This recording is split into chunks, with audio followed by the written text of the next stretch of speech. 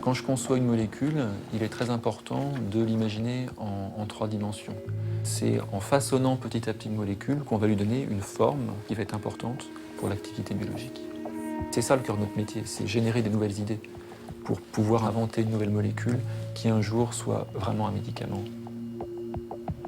On forme une équipe pluridisciplinaire. Mon rôle, c'est de dessiner des molécules sur le papier. On les fait faire par des chimistes. Ces molécules sont testées, on analyse ces données et on recommence.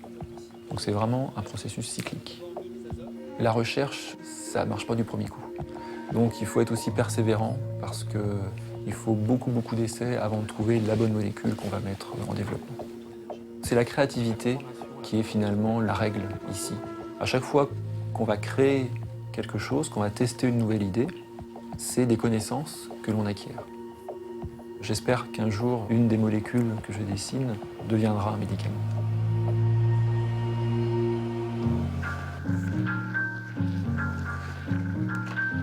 L'attaché de recherche clinique, c'est le trait d'union entre l'industrie pharmaceutique et le médecin, entre la molécule et le traitement mis sur le marché. C'est un peu un point incontournable. On nous demande toujours de prévoir combien de patients vont être inclus dans l'essai, de prévoir donc les stocks, qu'il n'y ait pas de patients sans traitement, de prévoir des réunions, de prévoir un planning par rapport à une remontée de données. Donc prévoir. De toute façon, le métier, c'est l'anticipation. Il y a des fois des dossiers où c'est difficile de pas avoir la gorge qui serre. Il y a beaucoup de détails qui font que c'est vivant. Enfin, c'est pas juste voilà, des données, des chiffres. C'est un livre en fait. Donc, et ce qu'il y a, c'est que c'est une histoire réelle. On lit le livre entre guillemets et puis on est content de voir qu'un traitement peut être efficace. Quand on voit qu'un patient, à l'entrée de l'essai, on lui donne 3 à 6 mois d'espérance de vie et que 2 ans après, il continue son traitement, c'est vrai que c'est satisfaisant. C'est assez agréable d'être en première ligne.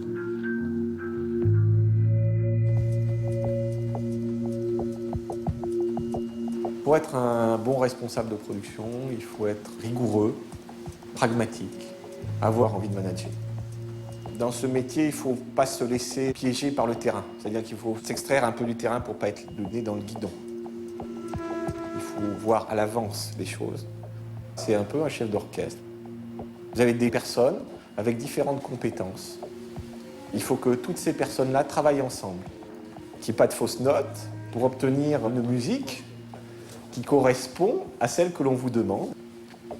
Des fois, j'ai l'impression que je mène effectivement un petit peu ma petite entreprise, je la fais évoluer. Alors évidemment, je ne le fais pas seul, d'accord? Tout ça, c'est en coordination avec l'ensemble de l'usine. Mais c'est un peu mon terrain, c'est mon territoire.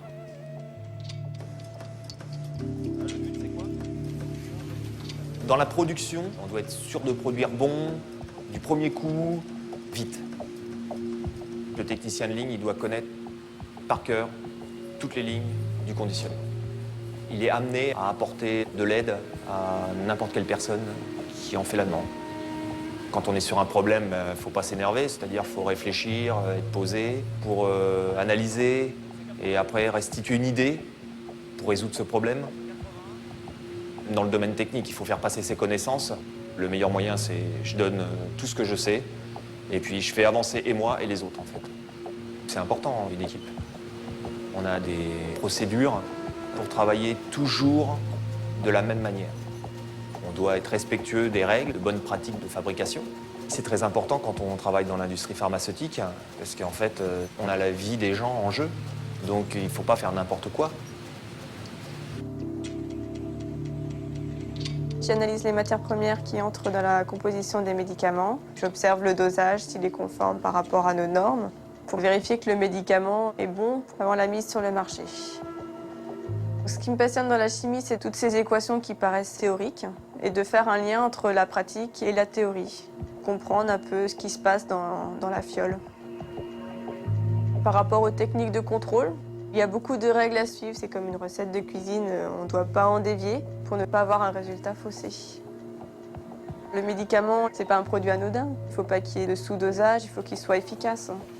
Les gestes que l'on doit faire ne doivent pas s'écarter de la rigueur qu'on doit avoir. Il y a une énorme responsabilité dans le contrôle qualité, on est le dernier maillon. Il y a quand même en jeu la santé des patients qui vont prendre ce médicament.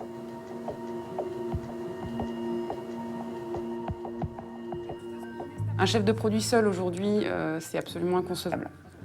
Je travaille avec une équipe, que ce soit au niveau médical, réglementaire, juridique, et puis bien entendu les délégués médicaux. Donc le chef de produit est vraiment au cœur de tous ces différents services qui travaillent et qui aident à la conception des campagnes promotionnelles du médicament qui seront déployées auprès des médecins.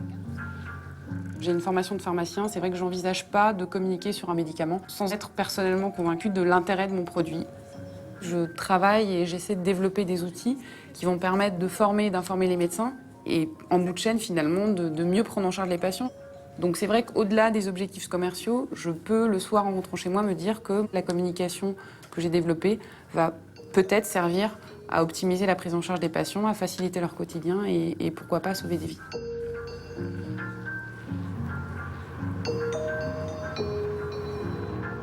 En tant que visiteur médical, ma mission est de donner une information sur le bon usage du médicament. On a 5, 10, voire 15 minutes pour convaincre. Donc il faut vraiment être très convaincante, très synthétique, pour que lorsqu'ils verront leurs patients, ils pensent à prescrire mon médicament. Il y a souvent une discussion, un échange sur des informations médicales, sur les études menées avec notre produit et qui ont démontré un bénéfice pour le patient. Le plus jubilatoire, c'est lorsque le médecin me dit « Miss », avec le nom du médicament, ou « J'ai prescrit votre produit ». Lorsqu'il m'identifie à un médicament, j'évolue dans l'univers du médicament, je parle de médicaments à un médecin, je parle de médicaments qui s'adressent à un patient qui souffre. Et au-delà de la prescription, le patient qui prend notre médicament, eh bien, je lui prolonge peut-être sa vie de quelques années, je lui calme peut-être des douleurs, j'améliore peut-être leur quotidien.